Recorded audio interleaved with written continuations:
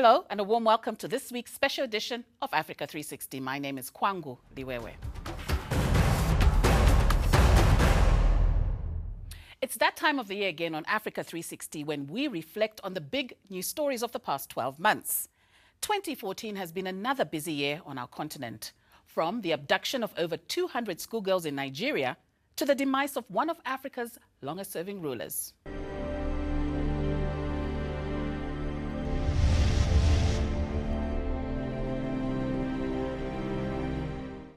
We start in West Africa, where the kidnapping of the schoolgirls in Nigeria earlier this year was one of the biggest stories of 2014. In a brazen attack on a school, Boko Haram militants abducted over 200 girls. The attack and the Nigerian government's apparent lack of action inspired a global campaign to secure their release. Named #BringBackOurGirls, celebrities and politicians united in an attempt to galvanize action from the Nigerian government and the international community.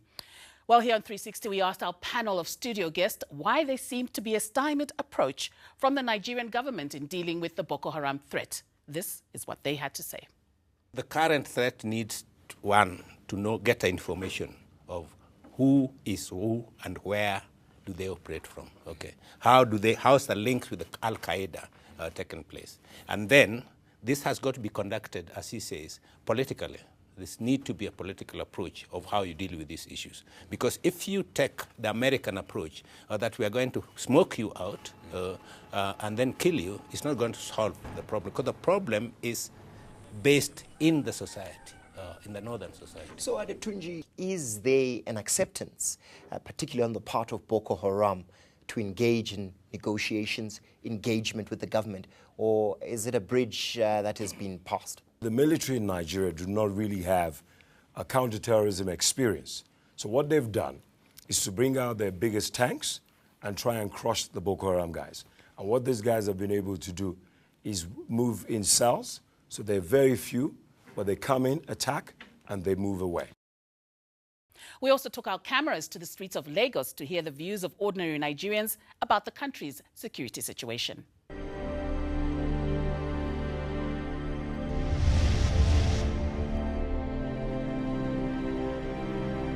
We really need to fasten our security issues. Our security in this country is so porous, and I think we really need to do something about that. Just praying, my children are not there, but I pray those people are children, somebody's prayer.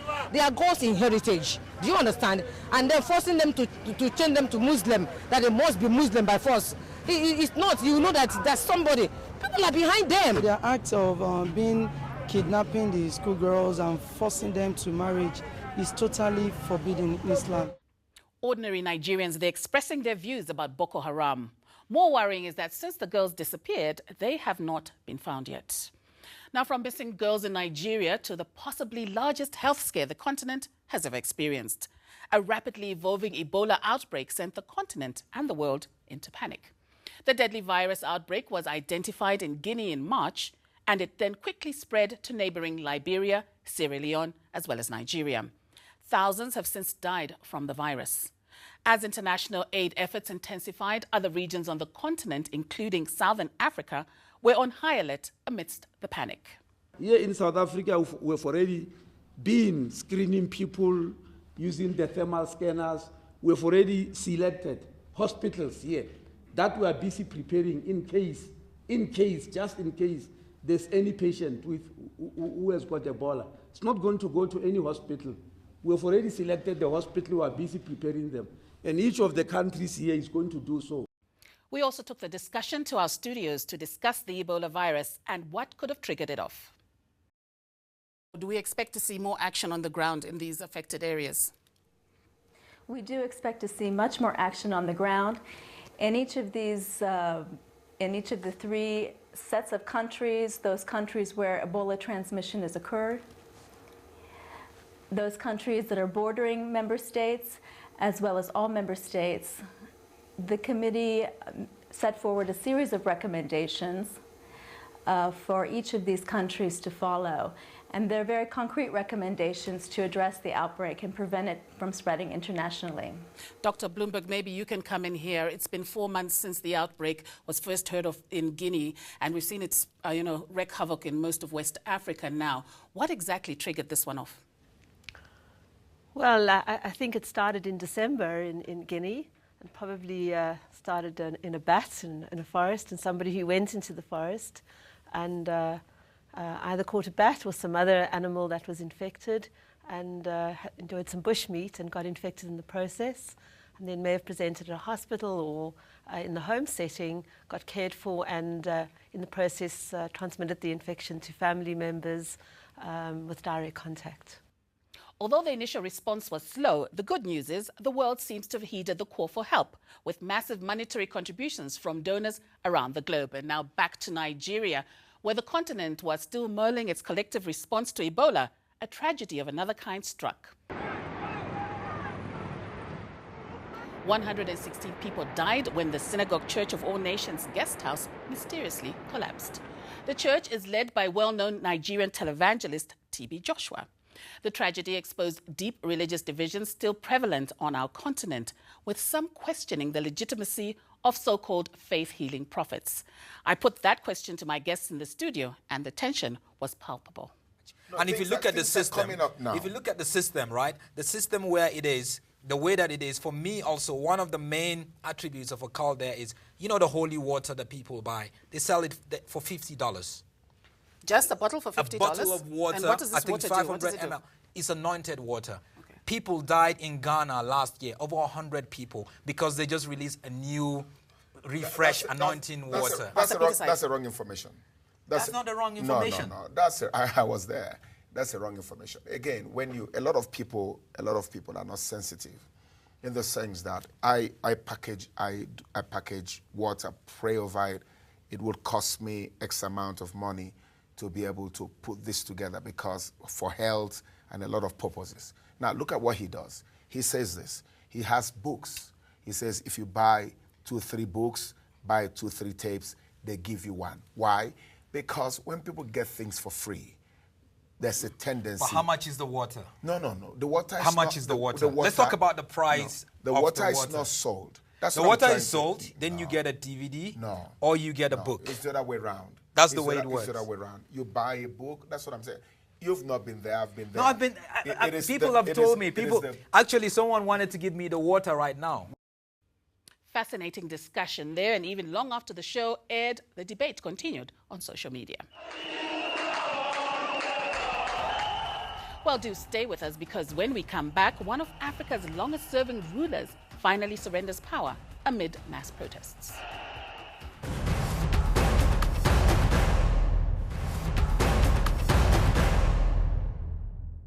Welcome back. You're watching a special edition of Africa 360, and today we're reflecting on the stories that made 2014 the year it was.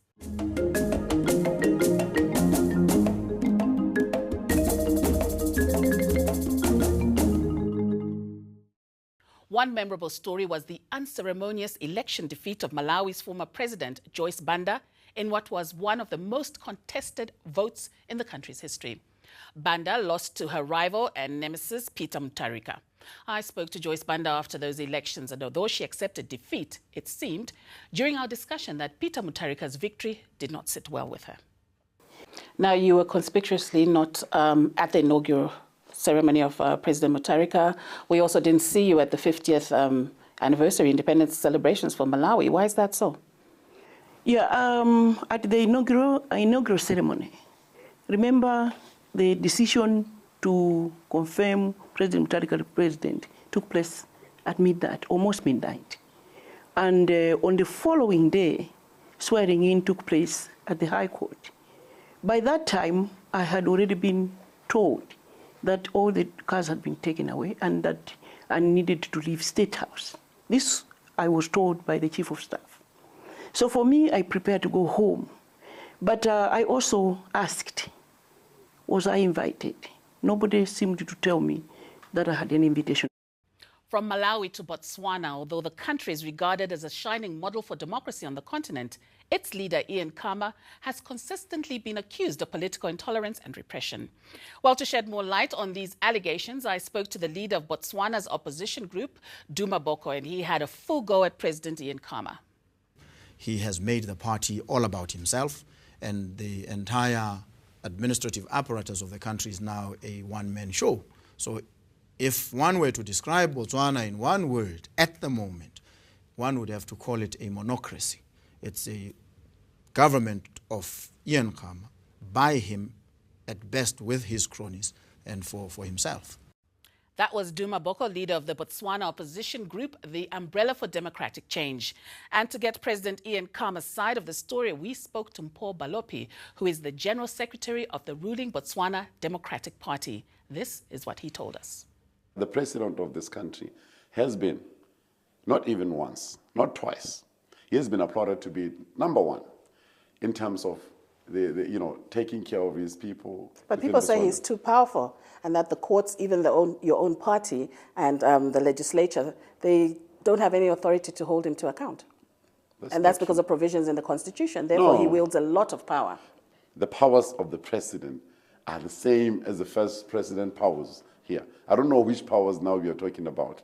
He's using the same Constitution that other presidents were using. Maybe they didn't abuse it. No. And he's not abusing it. We have never, ever intercepted justice to take its course. And this current president has never done that. That was Mpho Balopi, the General Secretary of Botswana's Democratic Party, answering to the allegations of repression and political intolerance leveled against Botswana's President Ian Khama. Now we go to Zambia as the country celebrated its bicentenary milestone of independence. Its ailing leader, President Michael Chilufya Sata, died in a London hospital. Sata, Zambia's fifth president, was 77 years old. Soon after he died, Deputy President Guy Scott assumed presidential responsibilities in an acting capacity. However, Scott's appointment caused a constitutional controversy, with some calling it a coup. From Lusaka, Zambia, I spoke to Zambia's constitutional law expert, Sakwiba Skota. He suggested someone other than Guy Scott should have been appointed acting president ahead of the elections next year. I think it is sad, very sad, that what clearly was the right interpretation by the president by not allowing Honorable Guy Scott to act has been thrown away. Apart from that, the clear wishes of the president, as exhibited by 3 years of practice, was that Honorable Guy Scott was never to act as president. Now, when the president is no longer there, Honorable Guy Scott takes advantage of that situation and takes up that position against the wishes of the person who was elected by the people of Zambia. Also from Lusaka, Zambia, I spoke to Elias Chipimo, who is the president of Zambia's National Restoration Party. He had a different view on the issue. But some are questioning the fact that Edgar Lungu was acting president. Can an acting president hand over to another acting president? Just explain that to us. Yeah, it's an argument which really is not borne out by anything within the Constitution. And there are two reasons for that. The first is that even the idea of leaving anybody other than the Republican vice president in charge of the country when the president was out of the country is itself an issue of whether the Constitution authorized it. I think, a strict interpretation of the Constitution, it should probably never have been the case that anybody other than the vice president, unless he was incapacitated or out of the country, should have been left in charge of the country. So that's the first part. The second part, in some way, is related or tied to that, and that's really the separation of these two provisions. When somebody dies while in office, every other provision of the Constitution falls away, and the only one that's relevant is the automatic process which is triggered once that incumbent president dies. And so the only article in the Constitution we should be looking at is the one that deals with the process following the death of the president. No other provision will override that process. That was Elias Chipimo, president of Zambia's opposition National Restoration Party. And now to West Africa, the ghost of Thomas Sankara came back to haunt Burkina Faso's former president, Blaise Compaoré. After ruling the country for 27 years, the former president's reign came to an unceremonious end. He surrendered power amidst unprecedented mass protests that caught him off guard. I asked my studio guests if the West African region will miss Compaoré. This is what they had to say. I don't think ECOWAS will miss Mr. Compaoré. The problem was that he was a mediator in the region because he was trying to procrastinate on mediating with his own people, negotiating with his own people. So, I mean, one could say that he did a great job in the region as a mediator, but you can't really be a mediator if you're not clean at home. So I think it's a God-sent opportunity. We have new mediators. We have Senegal. We have other countries coming within the rubric of ECOWAS. We have Togo mediating the Burkina conflict. So I don't think we need the big men to be here so that we mediate our conflict. We can always find mediators. We need institutions, and we need to be focused on how good mediators should also be good leaders at home. Martin Iwi, let's also look at his relationship with the former leader, Thomas Sankara, who in turn he overthrew. Would you say that this just exemplifies that those who live by the sword die by the sword, because now he's been ousted as well? I think one should give Blaise some credit here. If you look at the history of Burkina Faso since independence in 1960, you will see that from 1966, these people until 1987 when Blaise took over, all political changes were by way of military coup. So for 27 years, Blaise was able to stabilize the country and to prevent military coups. So I think to some extent, he did well at home, particularly at the political level, you know, because he was able to maneuver himself through the political landscape of Burkina Faso. And I think that's what gave him respect among West African leaders. But what they will miss in him will be that stability at home. Many Burkinabés will never forgive him for killing Thomas Sankara. But in terms of being a political animal, I think he was well known for that. And I think, again, the Thomas Sankara thing is what has haunted him all through. Time now for a short break, and when we return... Homeless, homeless, moonlight sleeping on a midnight lake. Grammy Award-winning Ladysmith Black Mambazo performs live in Africa 360 Studios. Don't go away.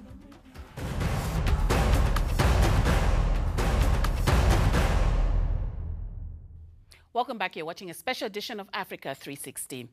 It's a narrative founded on the continent's leading economies. Africa is rising, and the continent has recorded massive economic growth, making it a preferred investment destination. To put this positive story into perspective, we called on business analyst Clive Ramatabela-Smith and Martin Davis of the Frontier Advisory Group to make sense of it all.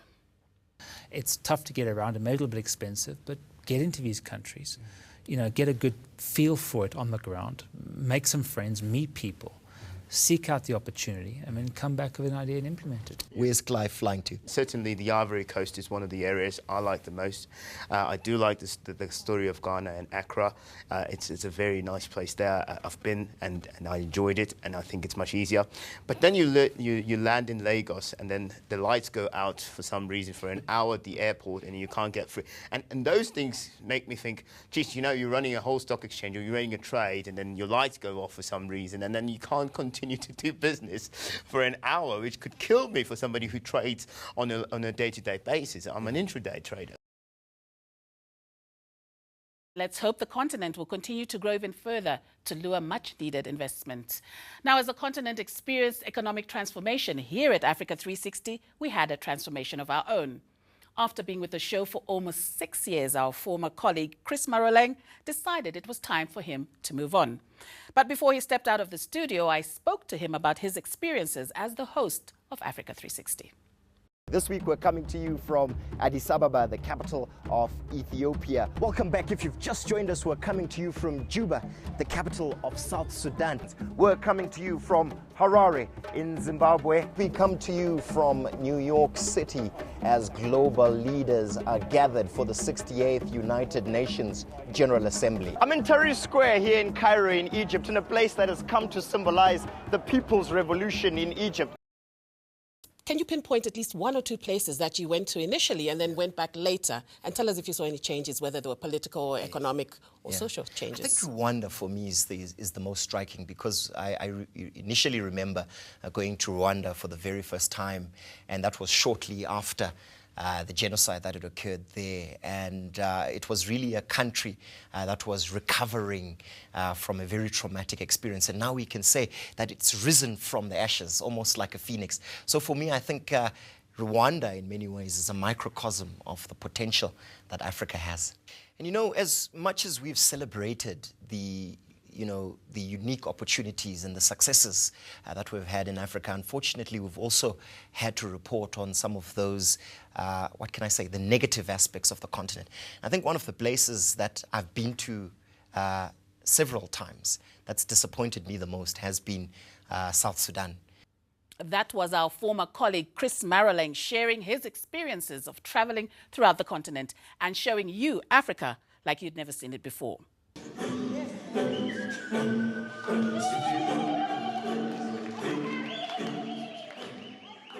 Well, here on Africa 360, we do not only focus on political and economic stories, we also bring you some entertainment from those artists who keep the African flag rising high. After a world tour of a 4th Grammy win, South Africa's legendary a cappella group Ladysmith Black Mambazo returned home. We got the group into our studios to discuss their incredible journey that spans decades. I think what it has kept the group this long, it's a dream that our leader, Joseph Shabalala, had, that he wanted to